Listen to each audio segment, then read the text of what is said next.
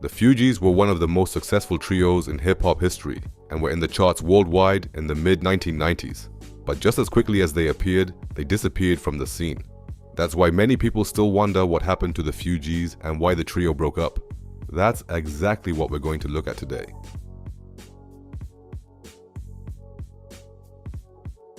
Lauryn Hill was born on May 26, 1975 in New Jersey and grew up with her parents and her brother, who was 3 years older, in an area called South Orange.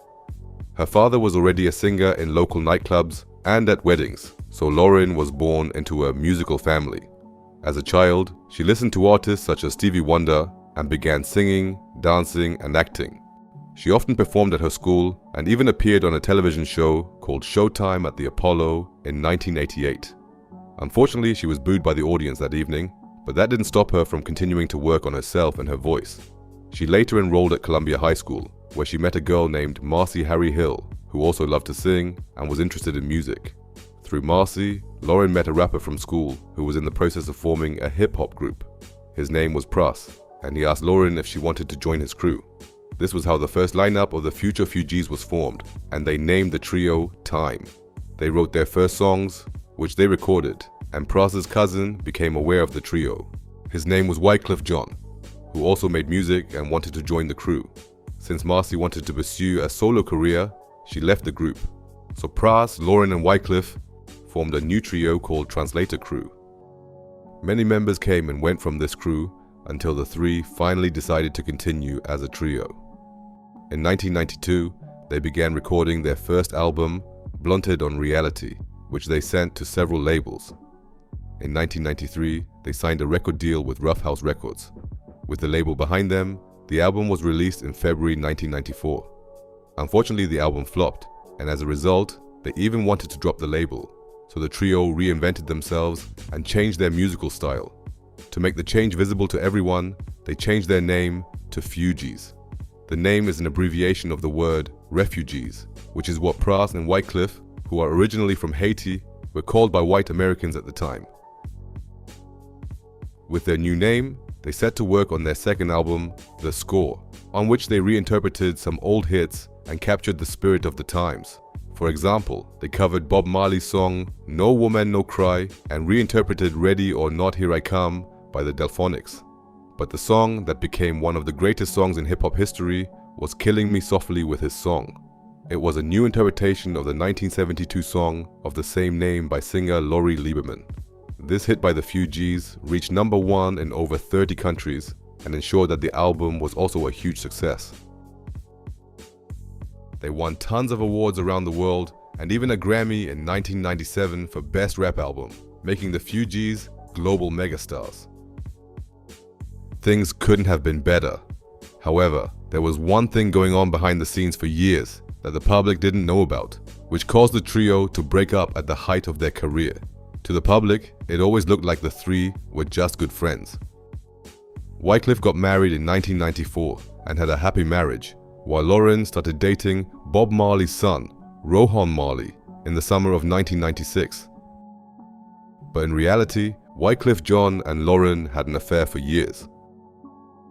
And as if that weren't complicated enough, in December 1996, Lauryn became pregnant and told Wyclef that he was the father of the child, causing months of complications. But when the child was born, it quickly became apparent that Rohan Marley was the father.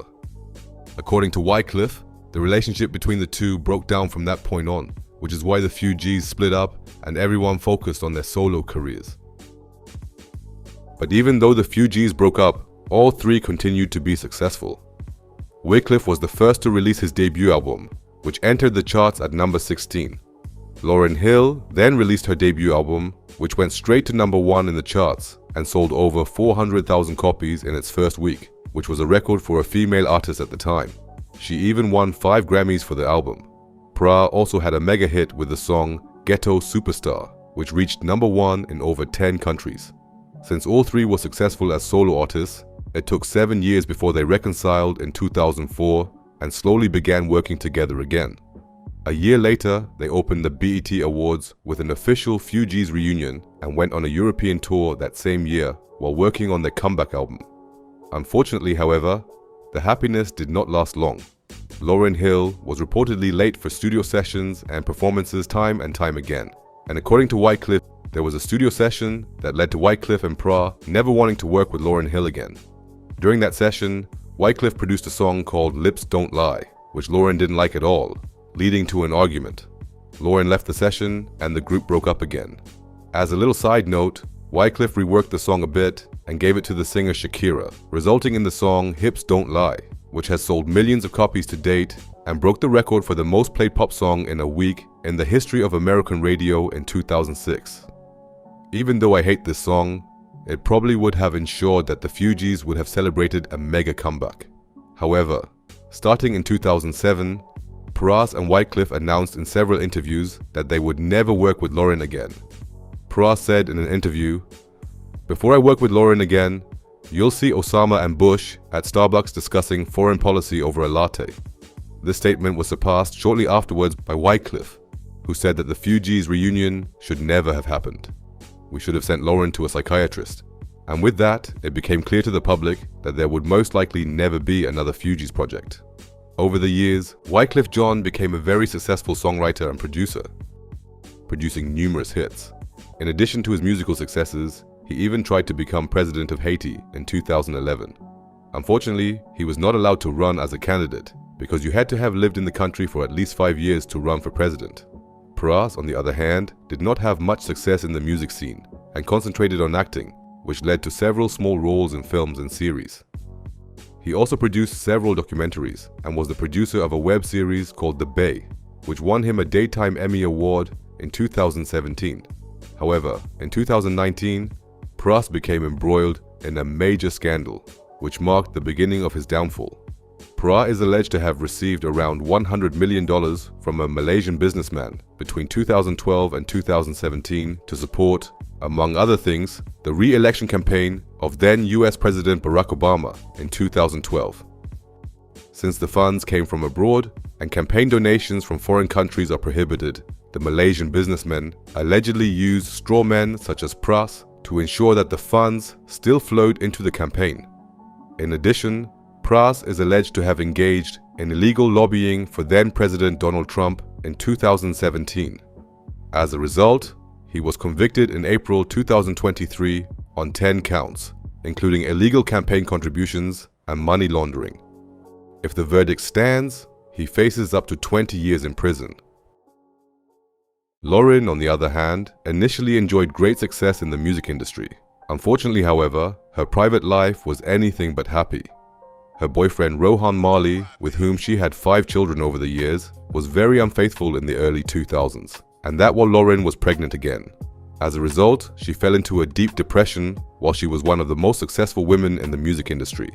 She often went to church and in 2000 fell in love with another man named Brother Anthony, who was allegedly a cult leader. According to many of Lauryn's friends, Brother Anthony brainwashed her, which is why Lauryn slowly began to behave strangely, fired her entire management team, and cut off contact with many friends. Many people in the music industry reported that Lauryn was so bad at one point that no one wanted to work with her anymore. The public also noticed Lauryn's gradual change in 2001, when she was first seen with her hair shaved off. In 2003, Lauryn finally split up with Brother Anthony and lived with her children at her mother's house for a few years, until she reconciled with Rohan Marley. Since then, they have had an on-off relationship. That is why many people still speculate that Lauryn's next child, who was born in 2011, is not Rohan Marley's. However, these rumors have not yet been confirmed or denied by Lauryn. In 2013, Lauryn tried to focus on her music again and released a single that was relatively well received. But shortly after its release, Lauryn had to go to prison for 3 months for allegedly evading $2.3 million in taxes. Since then, her fans have been waiting for her to finally release an album that will probably never see the light of day. Instead, she continues to tour the world with her old songs and is happy with that.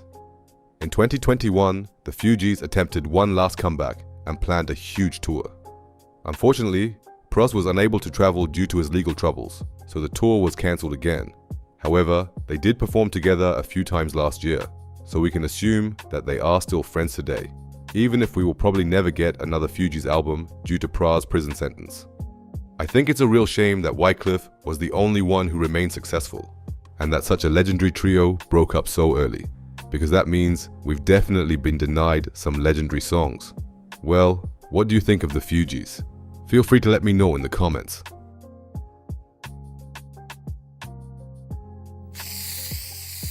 Be sure to check out my other videos, stay healthy, and I'll see you in the next video.